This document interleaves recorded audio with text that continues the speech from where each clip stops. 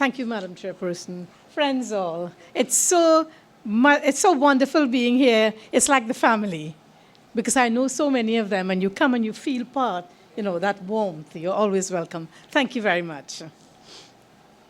I want to compliment you on the choice of this topic, dignified lives and just communities.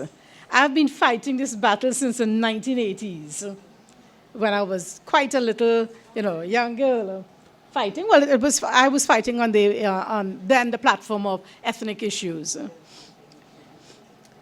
I want to look here at the religion from a cultural studies approach, which is looking at it as religion is a near constant ideological factor in our social and political life. It's not separate. We have to include it. Knowledge claims are situated in social historical contexts, thereby representing particular rather than universally acceptable claims. A lot of religions coming up, and they are the thing. And I've had, way back from the 80s, having to fight, particularly the Christian church, more so the Pentecostals, with Jesus and Jesus. Jesus is a good man, yes. I mean, in the public government, we've had people who are representing government. In one occasion, they were doing a graduation for a function, and this lady who came from the community development ministry, and they were all Hindu women. It was a Hindu function, and asked them all to sing one day at a time, Sweet Jesus. Now, that's such a popular thing. Everybody knows it, whether you're Christian or not. And I sat back and looked at every single Hindu woman sing that. And I felt, you talk about dignity, I felt I felt raped. Your dignity was raped. You had to sit there and endure this from a government ministry, a government officer. In the business of the government. That kind of dignity we're talking about. And you go to offices, public spaces, and people have their religious thing hung up. That's why I love America to a certain extent. You can't really mix those things. And you feel as though you're not going to get justice. I once had to ask my friend, a judge. I saw all the judges had a Christian fellowship only for judges. And I said, oh my God, am I safe appearing before these judges as a Hindu at all? It's happened. And I was told to write about it, but I got so many things to write about.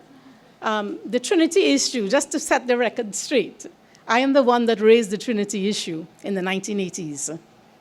And I didn't have the money and so on to pursue it. So Sat Maharaj objected to it at that time. He supported the Trinity issue simply because I was against it. And it was being given to the Dharmacharya, who's the head of the Mahasabha. Now, there are different religious groups, different Hindu groups in this country, sisters and brothers. Mahasabha is one, perhaps the largest. We do not have a hierarchy. No one man can speak for Hindus. Thank God. So remember that. We have, the media called me to comment, and I said, no. You made Sat Maharaj. Every time you wanted a comment, you went to him.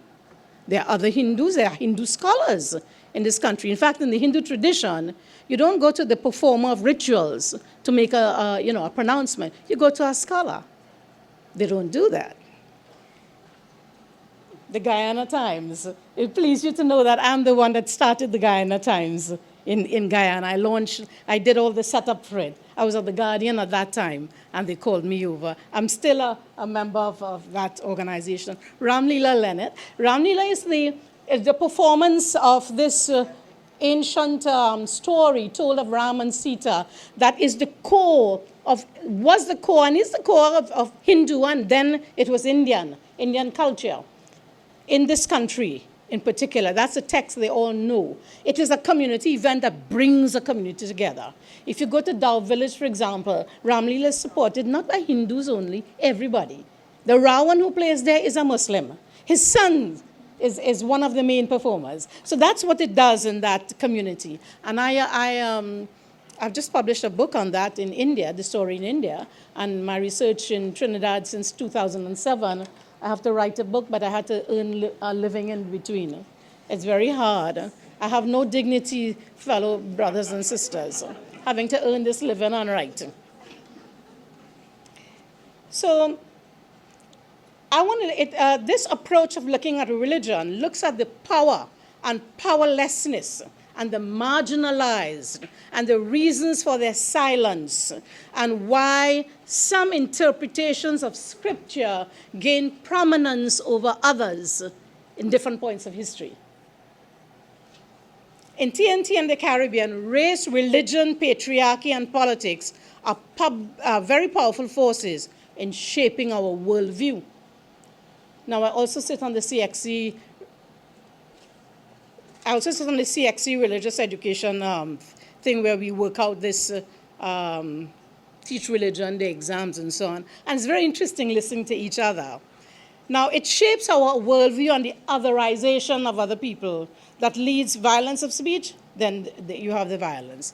Religion and media mix is a dangerous cocktail. The religion and the media makes a dangerous cocktail. And the church gives us, the church, when I say church, I mean Hindu, Muslim, Christian, everybody, gives us these tinted glasses for seeing the world. The same prescription for all.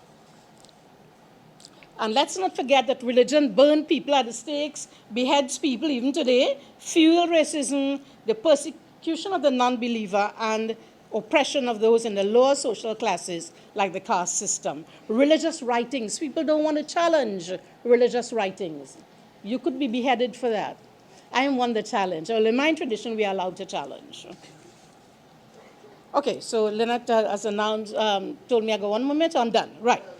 So human beings are moral agents, friends, and when you take away our agency for morality, for that moral living, that to me is taking away the dignity of the human being. Thank you very much.